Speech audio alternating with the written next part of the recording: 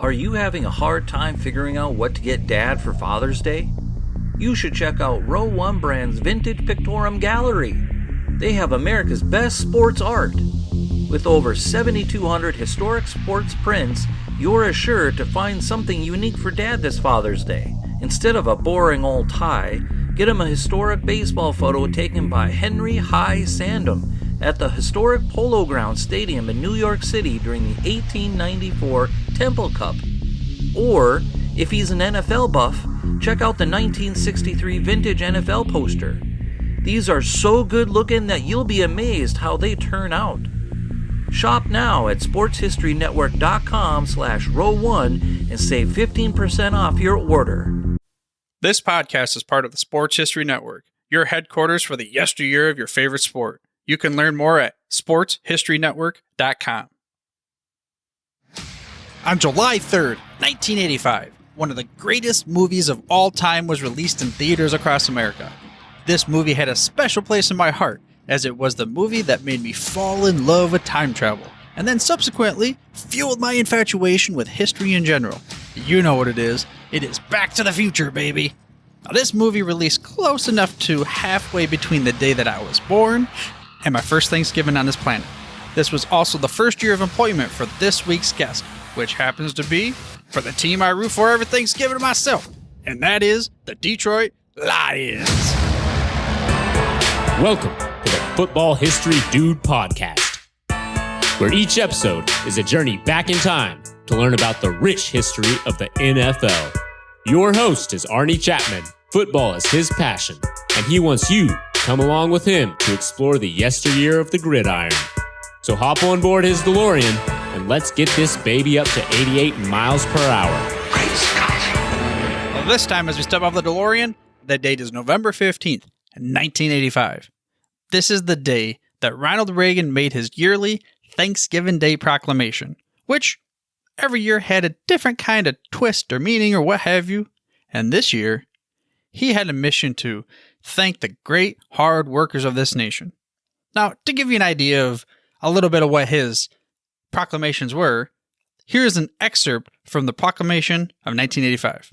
Quote, "We are grateful for our abundant harvests and the productivity of our industries, for the discoveries of our laboratories, for the researches of our scientists and scholars, for the achievements of our artists, musicians, writers, clergy, teachers, physicians, businessmen, engineers, public servants, farmers, mechanics, artisans, and workers of every sort whose honest toil of mind and body in a free land rewards them and their families and enriches our entire nation."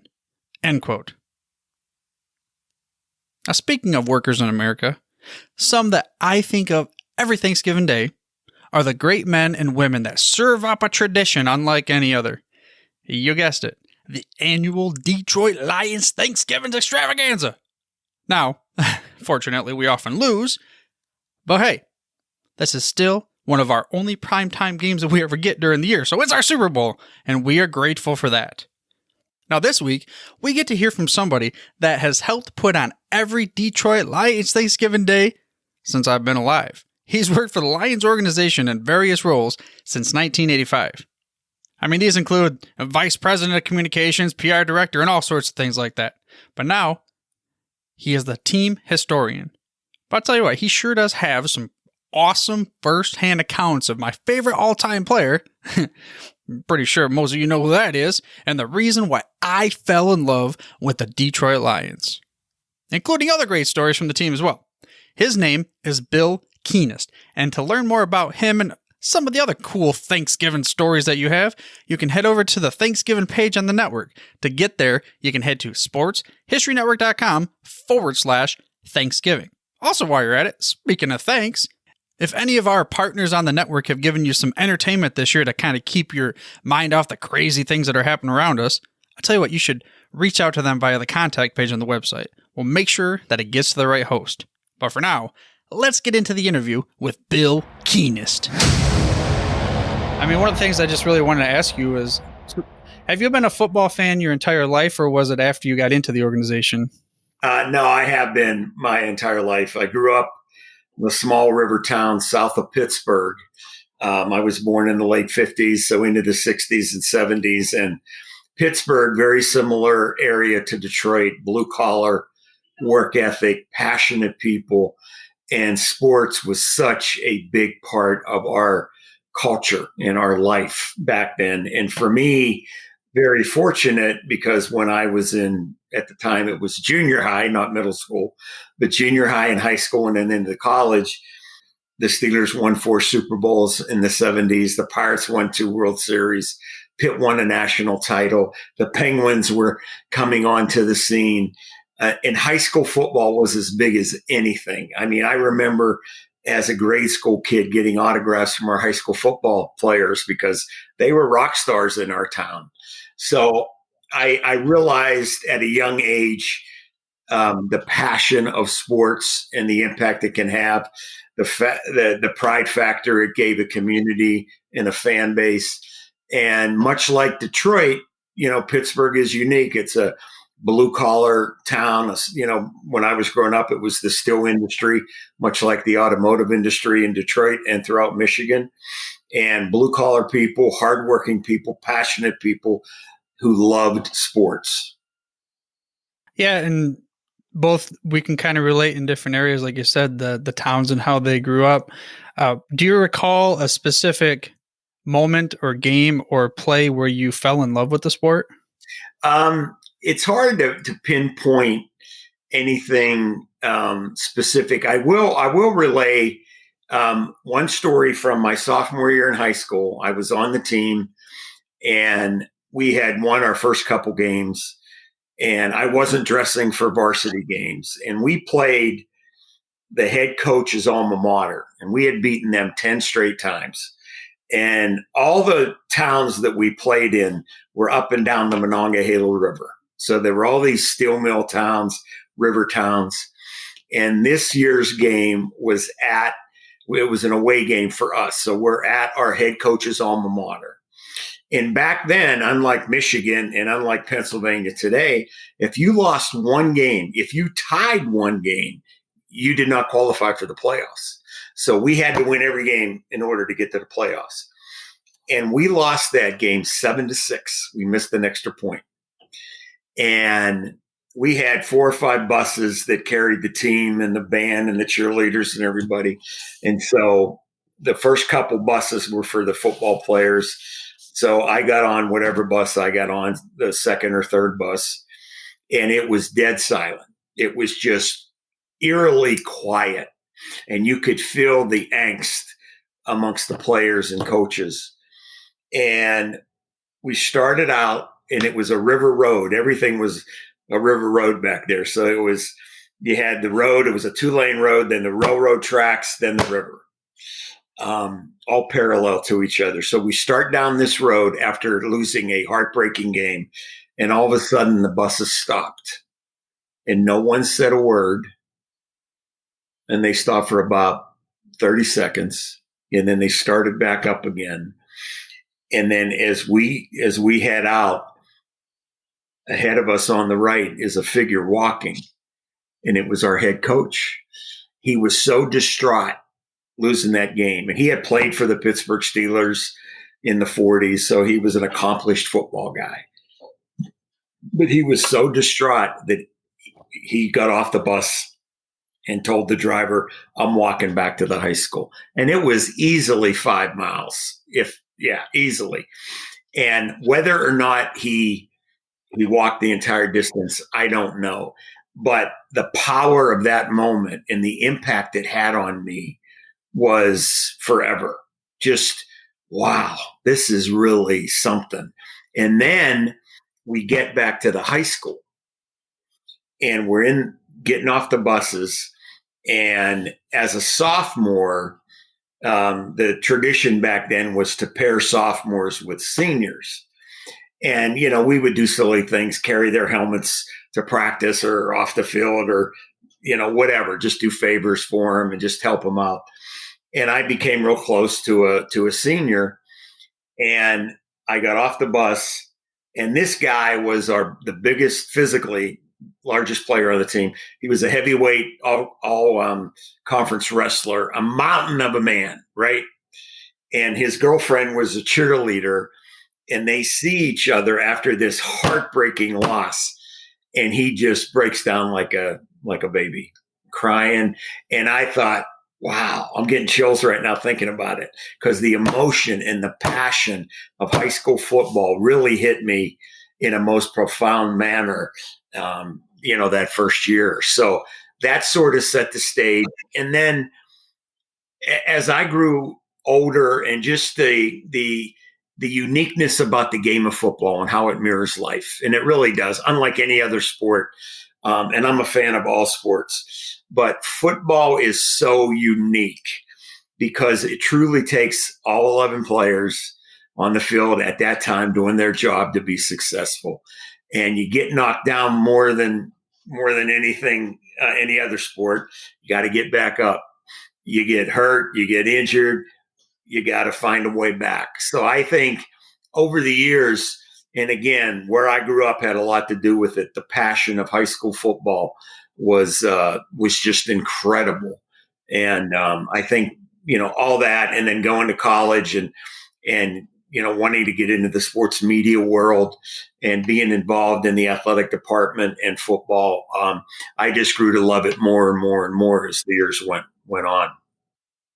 Yeah, and I'm going to get into the media part of it, but before, did your coach play for the Card Pits or the Steagles, or was that great? That's very impressive. He played. It was they might have been the Steagles one year. They were the Steagles one year, but he went to St. Bonaventure, and he played. I think it might have been one year when, because of the war, it was the war issue. In fact, our Thanksgiving Day series was only interrupted by World War II. That's the only time we didn't play once we started in the 30s. But I will mention something, because you just rang a bell. In my current role as team historian, I'm always looking for paraphernalia, memorabilia. I'm on eBay, different websites, trying to find historical artifacts of the Lions. And a few months ago, I don't know if you remember or not, but we had red jerseys back in the late 40s whenever we hired a new head coach, Bo McMillan, who came from Indiana University, IU, and he brought the red jerseys to the Lions. So I'm trying to find a red jersey for our collection, for our historical archives. And, I had these, contacts with websites and historical entities and museums and this and that. So somebody contacts me and said they have a line on a red jersey. And so I get excited, and I immediately follow up, and I get a link to a website, and there it is. And it was number 50. And I'm like, wow, this is awesome. So I verify it through our records, and I want to know who wore number 50. Well, we had a player for 1 year. He played 3 years for the Eagles, but his name was Baptiste Manzini. Bap Manzini. And when I saw that, I about fell off my chair. I didn't know it prior to this, but when I was in high school, one of the greatest high school coaches in our area was Baptiste Manzini. It was the same guy. And he was the head coach for our arch rival high school. And it's just remarkable how small the world is and how much smaller the sports world can be. So just to realize that the coach that, he had a tremendous run in Western Pennsylvania high school football. He's a Hall of Famer back there. But he played for the Lions for one season. So it's just, those things are remarkable.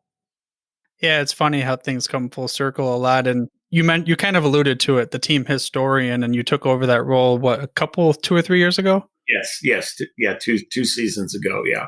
What does that entail? What's your day-to-day, or what's your mission? Well, the reality is we're such a storied franchise, and, going back to 1934. So what a number of my longtime PR colleagues over the years in the NFL have also done, similar to what I did, you transition into a historian role, because what happens, quite frankly, is that teams have all these records, all these files, photos, newspaper scrapbooks, memorabilia, old uniforms, helmets, whatever. And you're so busy with the task at hand, which is playing and winning games, that you don't really focus on the history as much as you would like.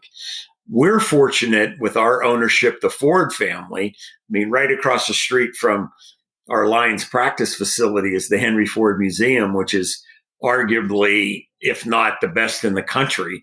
I mean, it'll stand up to any museum anywhere, including the Smithsonian.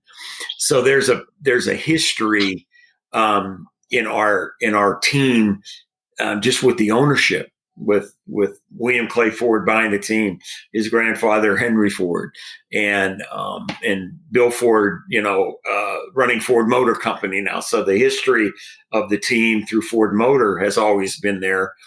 And so when I took over that new role, what we are doing is trying to collect everything, to catalog everything, to digitize everything. That's a really big deal, because if you lose something, if there's a disaster, if there's a fire, a flood, something, once it's gone, it's gone.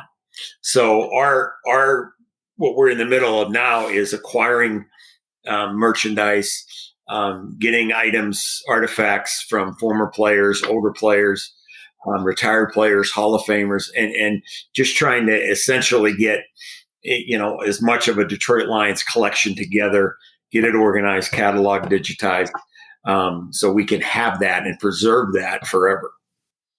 Yeah, I can appreciate that. And one of the members on my network, Joe Ziemba, he has a podcast, and when football was football, he has a book about Chicago history. And we talked about how the Great Fire in Chicago just destroyed the Bears and Cardinals. So yeah, well, actually, I went to undergrad and grad school at Ohio University. I went into their sports administration master's program, and my internship was at Duke, which was a fabulous internship experience.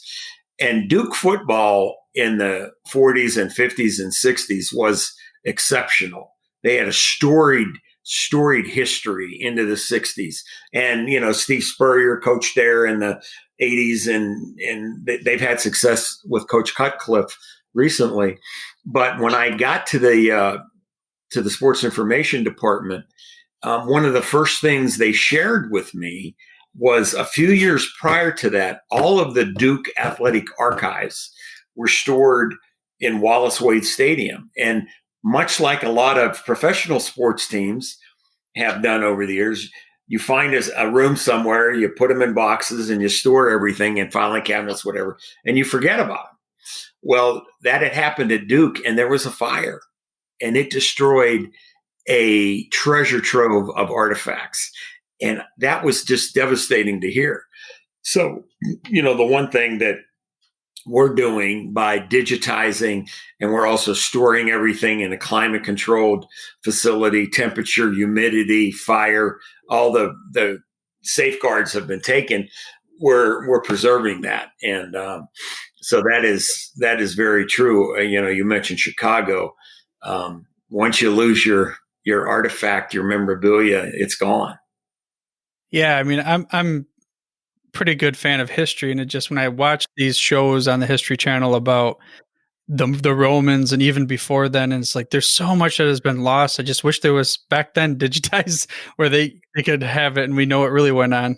Yeah, I agree with you. There was a story you may have been familiar with.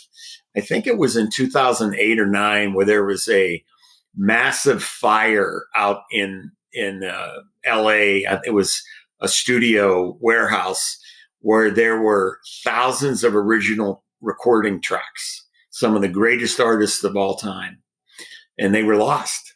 And the story had some play locally in Detroit, because Eminem, the great rap artist, he had stored all his material out there, but he had just had it all digitized and backed up and saved with, I think I could be wrong here, but I believe it was was within a year of that fire. So he had the foresight to do that. But there are some artists that just lost everything, and that's a tragedy. Yeah, we had Chris Willis on the show too over at NFL Films, and they're working on that, getting all the films over there. With that, so we're kind of at the end of your career here, the historian, but let's go back to the beginning. And what you went into the media, you said, what was the role, or how did that transition work? Well, my coming out of college, actually, we were talking about high school football. I had a knee injury a couple times in high school, and I wasn't very good as it was. So it wasn't like I was expecting to play beyond high school. But a dear friend of mine convinced me to go out for the school paper, and he said, "If you can't play, write about it." So this was my junior year, and so I went and applied and got elected as the sports editor, and then the editor of the school paper. And then I fell in love with journalism. I fell in love with the media side. I love sports, and I thought I enjoyed writing. I love to communicate through written word. And Ohio University is one of the top journalism schools in the country. And I went there and fell in love with that world, and did a lot of writing at school for the school paper, for Columbus Dispatch, Cleveland Plain Dealer, was a stringer. But then as my time went on, I had an internship in Pittsburgh after my junior year in college. And I really, in that internship, and it was wonderful. I covered the Pirates all summer, the Steelers, and they both won world championships that year. So it was a great time to be involved in sports writing in Pittsburgh. But it became very clear to me through that experience that I wanted to be a part of a team as opposed to writing about a team. I had a hard time facing the reality that, I'm going to have to write about, a team's failures or a player's failures. Or I wanted to, just by nature, that was hard for me to think about making a living on someone failing, a team losing, or what have you. So as my good fortune would have it, Ohio University had the number one rated master's program in sports administration already in place. So I applied to that, and then just switched a little into the communication side of the business at the college level initially, and then at the pro level. Yeah, and then you found your way. I know you worked with the Washington, now football team for a little bit, but then 1985, you come join Right. the Blue Kool-Aid. That's right. Yeah. It was funny. I was talking about growing up in our sports crazed community, and Thanksgiving Day game, for as long as I can remember, was a big deal back home. The Lions were the team of the 50s. Winning world championships. And that was my father's era. And some of his friends were big Lion fans because the Steelers weren't very successful in the 50s. I mean, they didn't win a division championship until the 70s. So the Lions were, in many respects, almost like an America's team back then. Detroit was a great town with the automotive industry. And so the Lions were a very popular team. And then, as it would play out, my earliest memories of the Lions on Thanksgiving, there was even more interest because we had a player, a high school, hero, if you will, that played at our high school, that went on and played at college, was playing for the Lions.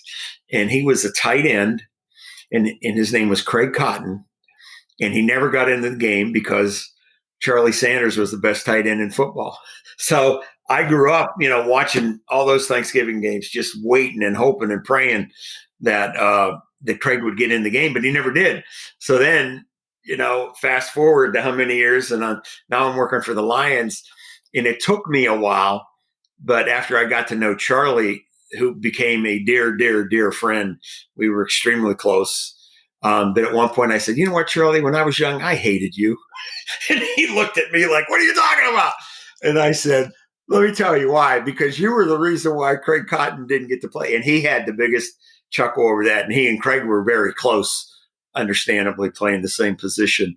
But that was those memories of watching the Lions on Thanksgiving. Back then, of course, playing at Tiger Stadium with the weather being a factor as well. But very enjoyable memories.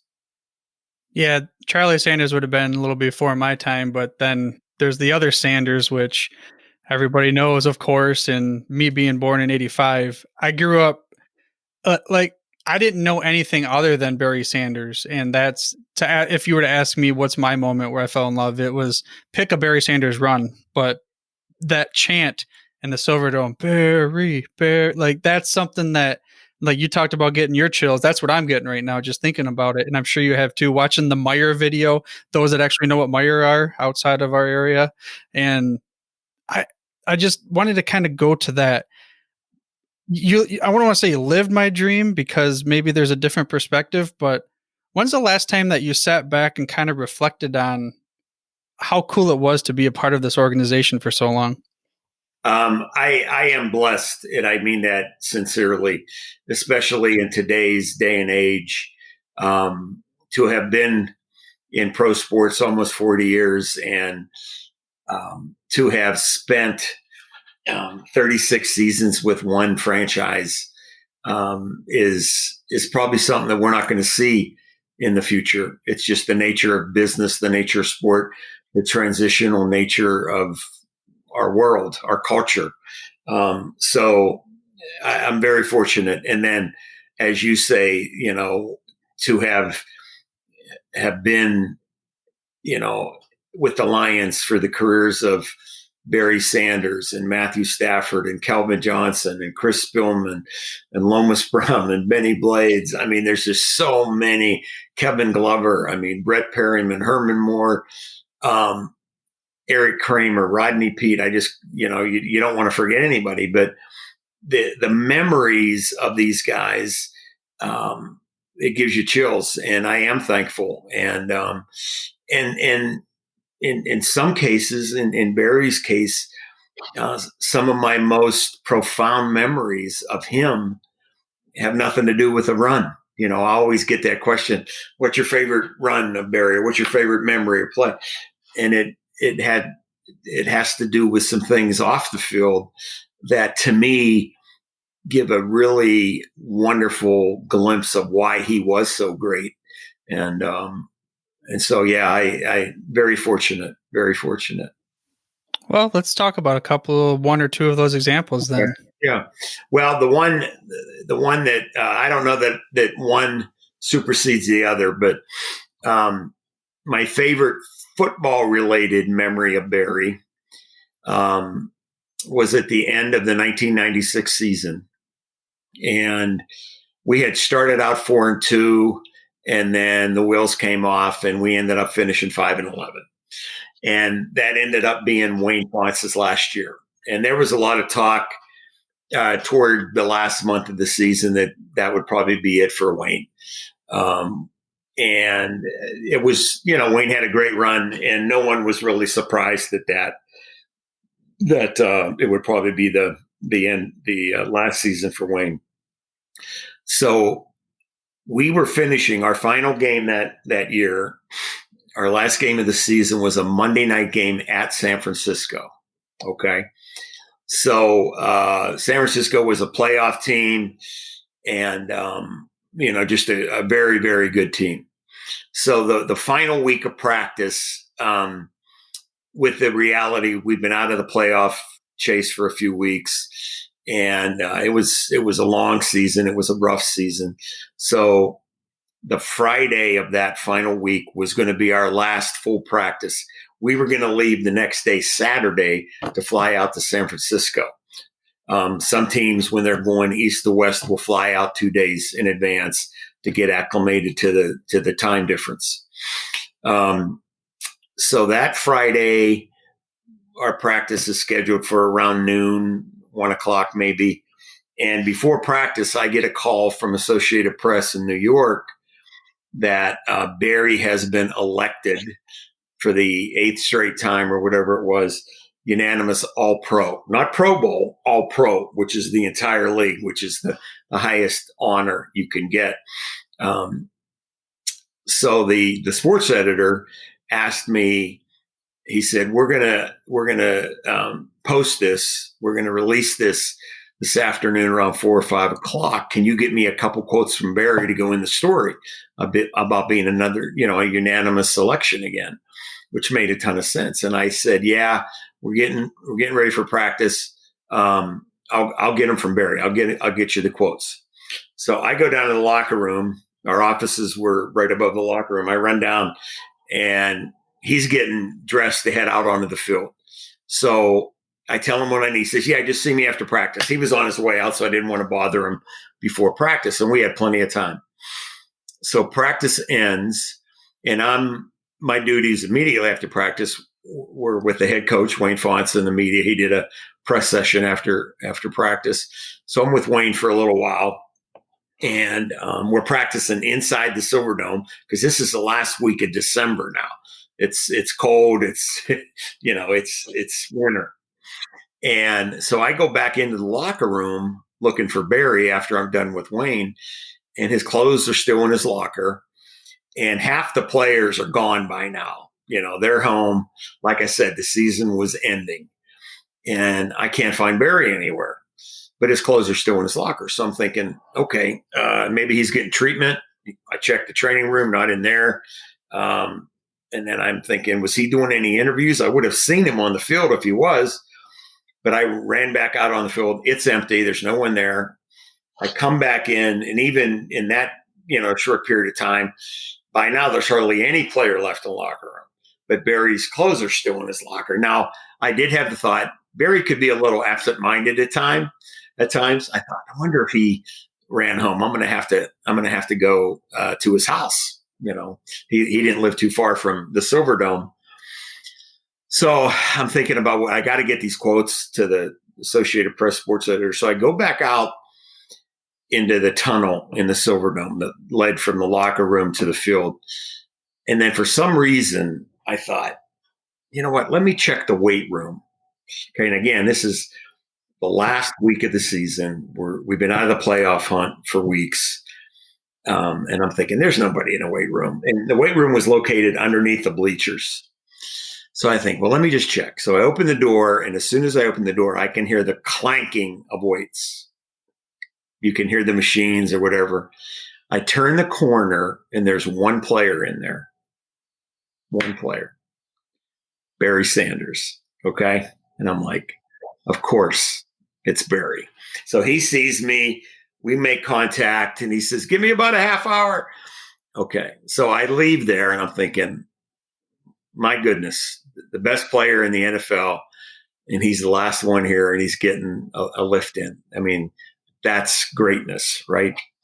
So I go back up to my office. I come back down, I don't know how many minutes later, go into the locker room. It's pitch black now. There's nobody around. Barry's clothes are still in his locker. Okay, he must be finishing up. I go back to the weight room. It's dark now. And I'm like, oh my gosh. Maybe he ran home. So I go out into the tunnel. And again, if I could paint the picture, it'll help with the story. It's the last week of December. It's dark, cloudy, dreary, cold. And we're in the Silverdome.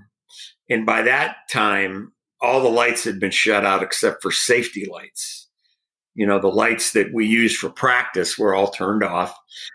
So I thought, I don't know why, but I decided to go out onto the field. You couldn't see the field from the tunnel. There was a large garage door that had been closed. But I went through a side door. And as I walked through that door to this dark arena with a rim of safety lights on, it was almost like a spaceship effect, if you can visualize that. It's dark. It's dreary. These lights very dim. And then I look out onto the field at the 50-yard line, and there's a single solitary figure running gassers, Barry Sanders. And I get chills every time I think about it, like I am now. And I'm like, oh my goodness, that is greatness personified. That's why Barry is who he is, right? So I wait for him. I get the story. Okay, mission accomplished. Now, as I mentioned earlier, we still have one game to play, right? So we're going into this game on Monday night against San Francisco. Barry is 161 yards behind Terrell Davis for the NFL rushing lead, right? Going into that game. So Barry needs a monster game to come close. The 49ers, going into that game, had the NFC's #1 rushing defense. Okay. So the odds are impenetrable, right? Wrong. Not when you got Barry Sanders. Not when you got the kind of guy that had the work ethic to do what he did, which I am so fortunate to have seen. Barry ran for 175 yards that night. And with every yard, I think my smile just got wider and wider because all I could think of was what I saw 2 days earlier on Friday in a dark arena when no one's watching, in a dimly lit weight room when no one's watching. And all Barry was doing was getting better, was working to be the best. And that's why he was the best. Yeah, So that's pretty impressive. I mean, it's something that we don't see behind the scenes a lot of times. Right. And as a big fan, of course, I'm biased saying when people say who's the best, it's Barry. Yeah. But yeah. So yeah, the other story I think is important to share too, because I think it's more about Barry the person and how humble he was. I mean, what was Barry's trademark? I'm asking you. You're talking about the handing the ball to the ref? He scores a touchdown and he hands it to the official. I mean, what a humble gesture, right? Well, in 1993, we have a preseason game in London against the Cowboys as part of the old American Bowl series. And we were over there the entire week. The whole organization, families were able to go, media, the whole shot. So we were there an entire week. We stayed at the Intercontinental Hotel in London. And before we left, we had a special Lions pin, lapel pin created that we gave to every member of our traveling party, including our media. We had, beat writers, our radio team that traveled with us. And so the instruction was that wear your pin at all times to identify you as a member of our official party, for whatever reason, more for identification purposes than anything. So we get over to London, and right around the corner, it was like 2 blocks down from our hotel, was the London Hard Rock Cafe. Now, the London Hard Rock back then, this is 1993, was the place to be. I mean, the London Hard Rock was the Hard Rock in the world. And it was probably one of the most popular, places, that tourist attractions, whatever you want to call it, that anyone could go. I mean, London, the Beatles, the Rolling Stones, the whole shot.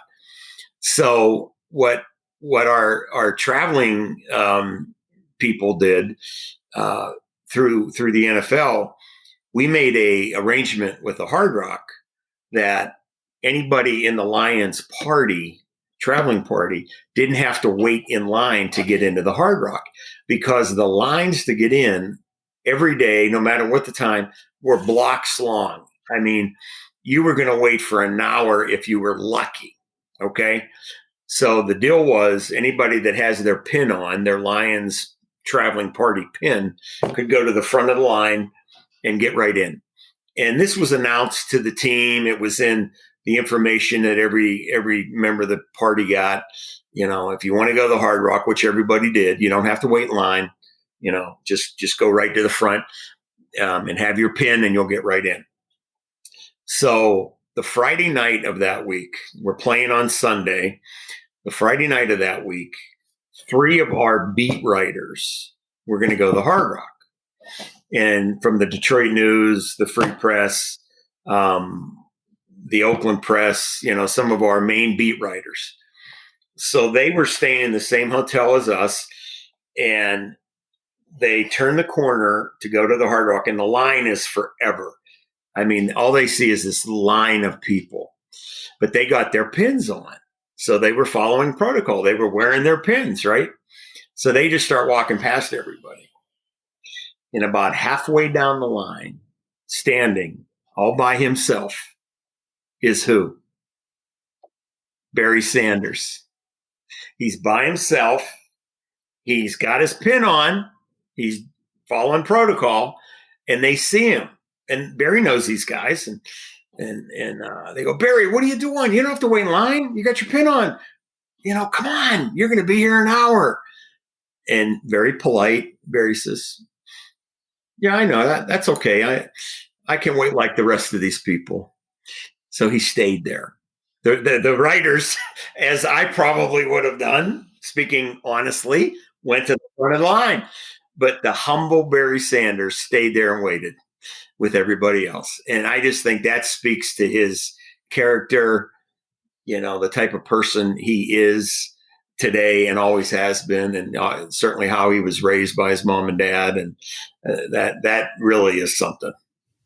Yeah, we all know, we've all known and heard stories of him being humble, but that's something that, like you said, the biggest name in the sport, and he easily could have, even if he didn't have this little Lions lapel pin, if he wanted to, he could have, but to stand there just makes you want to honor him and get his jersey even more. I probably had about 30 different Barry jerseys throughout my days, I imagine.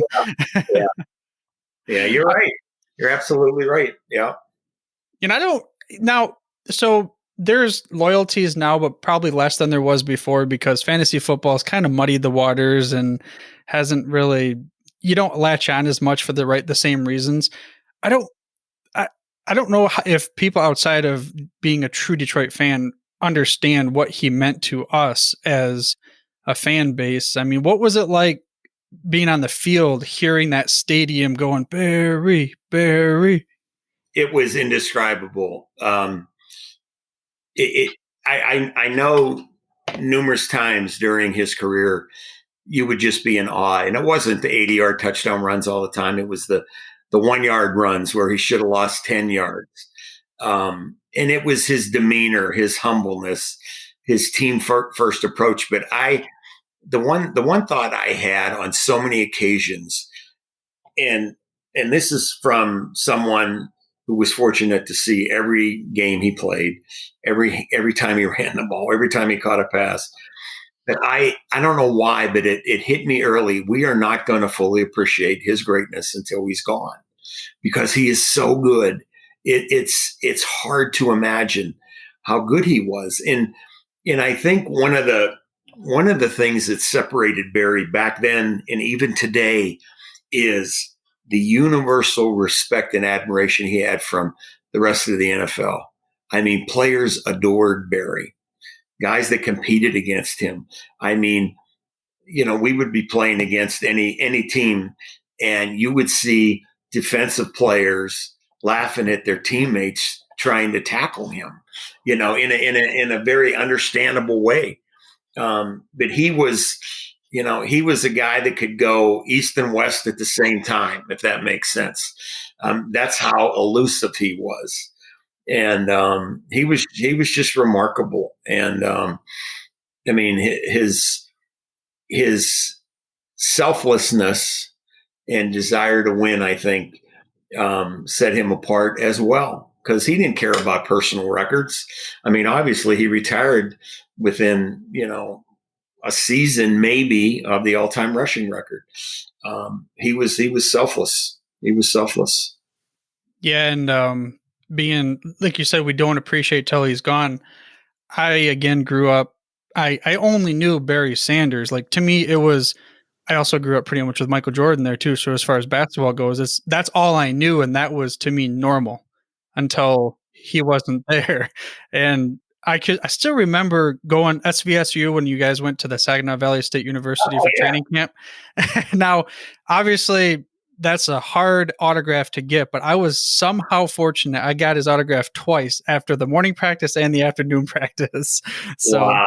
But I want to tell you, so Herman Moore, that's a guy too. He was in his own right at the time, a superstar, and that guy stayed. I have a photo with me and my cousin. I'm up to maybe his belly button barely. And he stayed till it was dark. That's how late he stayed after practice. I just always wanted to say that guy is so cool too. That's wonderful. Yeah. That's the impact sports probably had on you and I when we were young. And that's the message, we always try to share with the players is, you can spend 30 seconds with a child and impact them with a lifelong memory, a memory that lasts forever, just like you're sharing with your story about Herman. Yeah, it's amazing that I can picture it to this day. And I was probably, I guess, what were you in SUSU, 95 to 96 or 7 or 8 or something like that? 97 was our first year there. 2001 was our last year there. Okay. Yeah. Yeah. So I was like 12. Yeah. But speaking of that, yeah, I've only been for being such a big Lions fan, I've only been to one Thanksgiving Day game. And it was when they took out the Packers there back when Rodgers was Dominican Sue and such. Oh, yeah. What's your family Thanksgiving tradition, considering you've been a different perspective? Right. Well, understanding that this year will be different for everybody, without being able to have fans at the game. And but normally it's become a huge celebration. Now it's one of it had been not since I changed roles, but it had been one of my busiest days of the year because you have the top network crew in, and it's a short condensed week. And it's the whole country's watching. It's such a traditional game.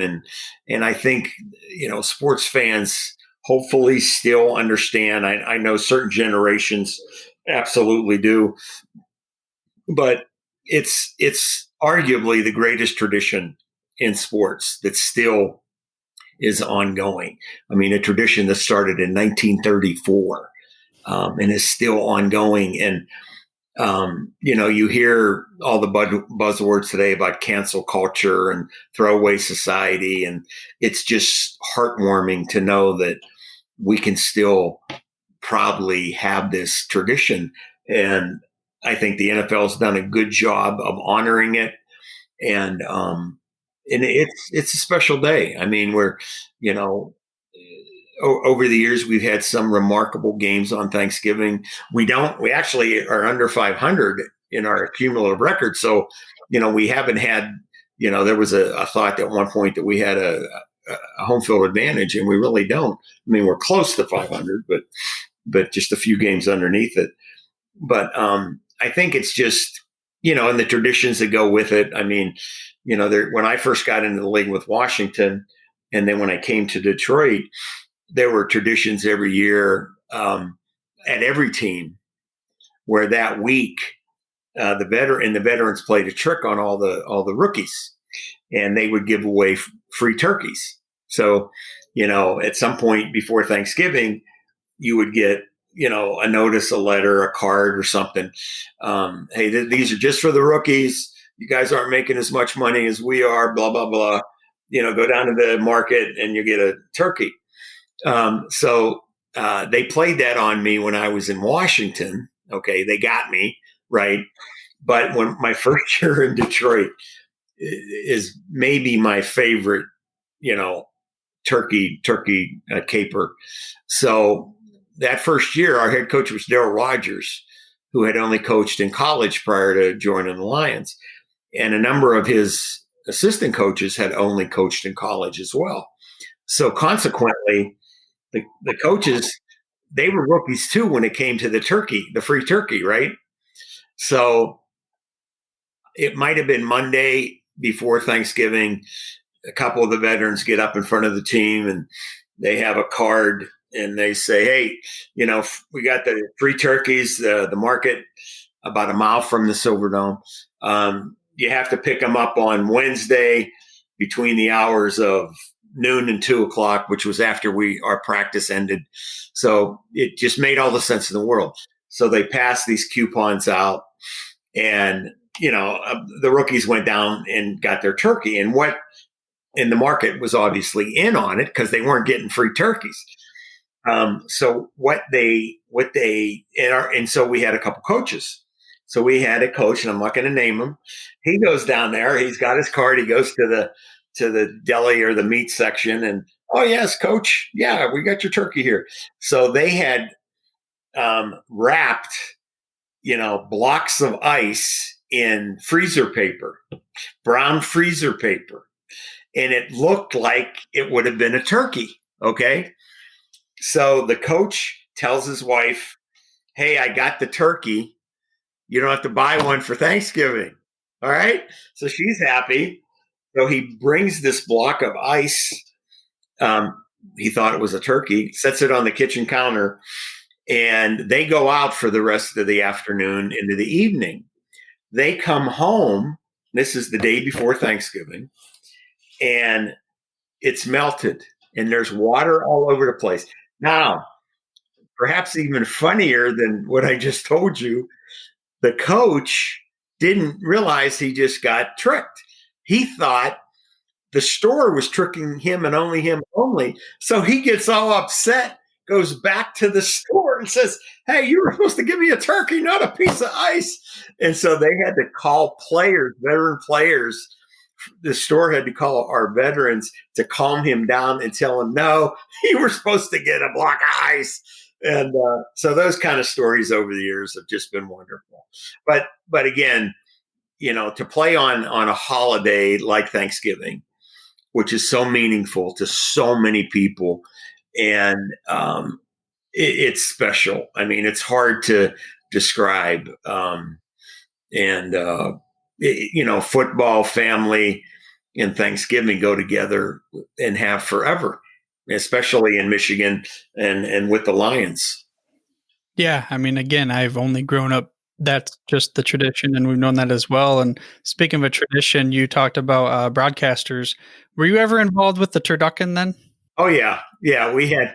Yeah, I mean that was some great memories there too. So the production crew would come in, the announcers, the producer, director, everybody would usually get on Monday night of Thanksgiving week, and would have meetings with Pat Summerall and John Madden and Jim Nance and all the great announcers, Joe Buck, and over the years. And so, yeah, we got involved with all that. And in CBS and then Fox would always have a big Thanksgiving dinner on Wednesday night at the hotel, at the production hotel.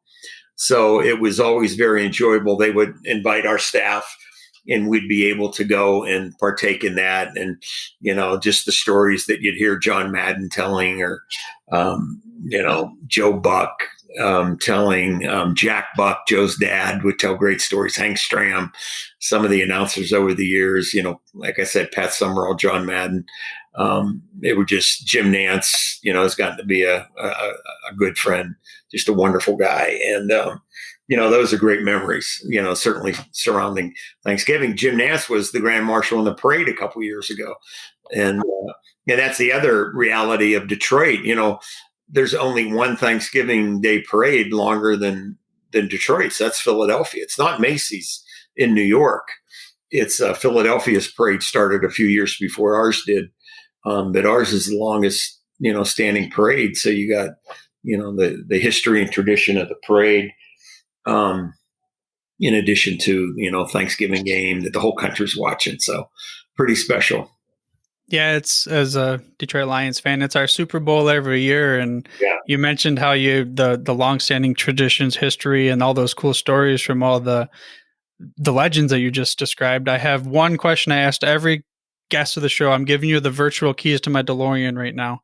You can go back and get that baby up to 88 miles an hour. Go back to any Thanksgiving game or moment and relive it. Which one would you go to? Well, the one I would go to, and I think because of what we've all gone through this year, 2020, is going to be indelible in all of our memory banks forever. What a year it has been. And I think we've all hopefully learned a lot of lessons from this year of what really is important and what, not to get corny, but what to truly give thanks for. But the Thanksgiving memory that I have, and there's so many wonderful memories of incredible wins and performances. And, but I mean, I could go back to my first Thanksgiving game when we had NBC doing the game.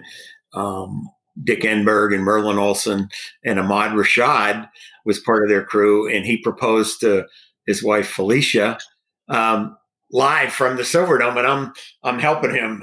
I'm standing right by him, giving him a cloth that he was sweating profusely because he was about to propose on national TV to his wife. That was a cool memory. The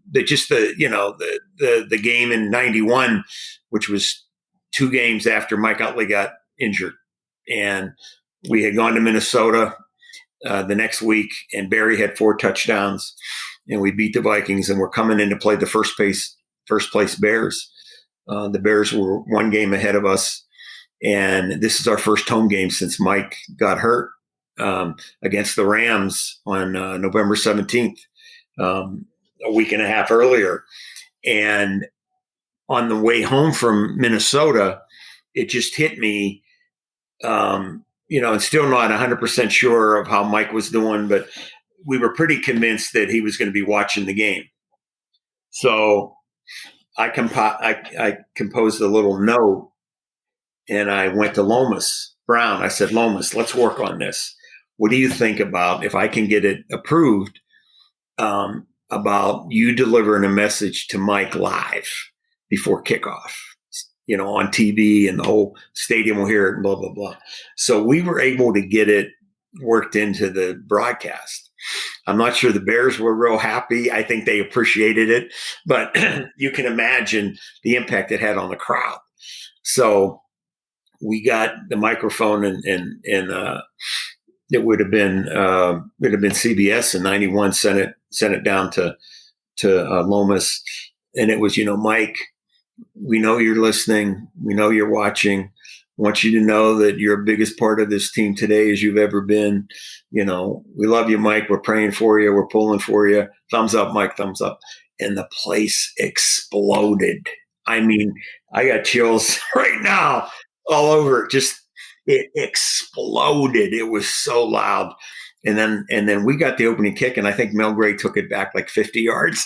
And so it set the tone for us to beat the Bears that day.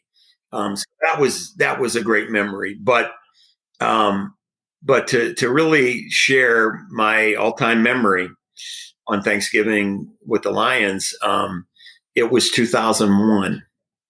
And so when you hear 2001, well, didn't you guys lose that game? Yeah, we lost the game. So it was 2001. It was Marty Morningwig's first year. We had not won a game yet going into this game. We're playing the Packers. We had our throwbacks on, our classic silver helmets with no logo, and the darker blue jerseys. It was just a great look. And we're playing the Packers, and we hadn't won a game all year. We had come close, excruciatingly close a couple times. And we get into the second half. We're trailing. Marty makes a change of quarterback, puts in Mike McMahon, and Mike, who could run. I mean, he was very athletic. He rallies us. The game goes down. There was a couple, questionable calls during the game.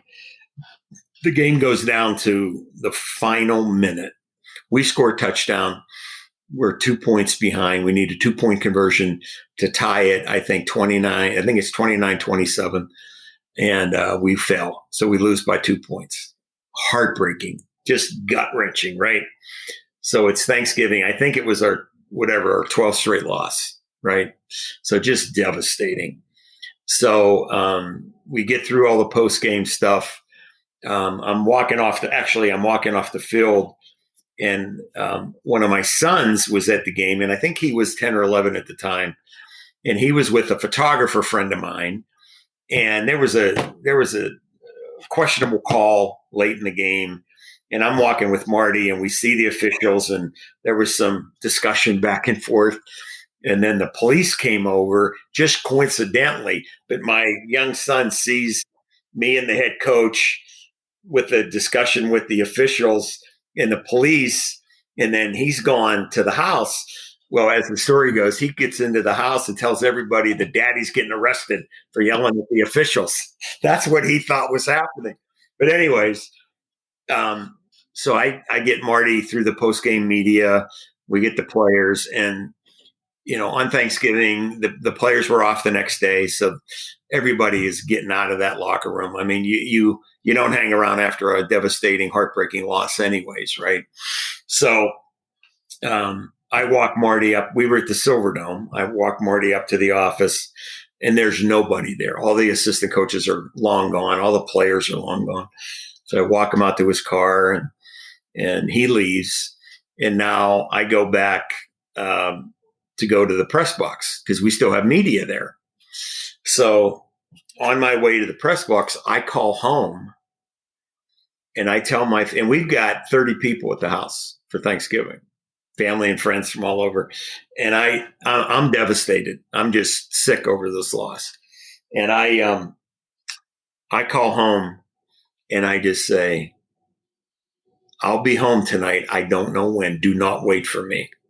Do not wait for me. Because I was so distraught over losing that game. I was just going to drive. I was going to stay in the press box for about an hour or so, doing my work.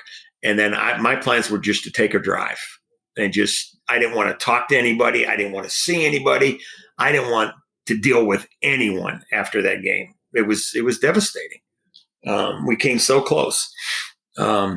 So I go to the press box for an hour and a half, and then I'm leaving. My car's right outside the press box. And I'm not, you would remember how massive this Silverdome parking lot was.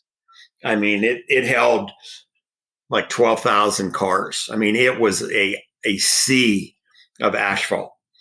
And so I get in my car, and there's still probably a dozen cars parked at the press box. Some media still finishing up their stories, and it's pitch black by now, obviously. I'm guessing it's probably 6 or 7 o'clock. And I start driving, and I'm gonna just go wherever, right? As I said.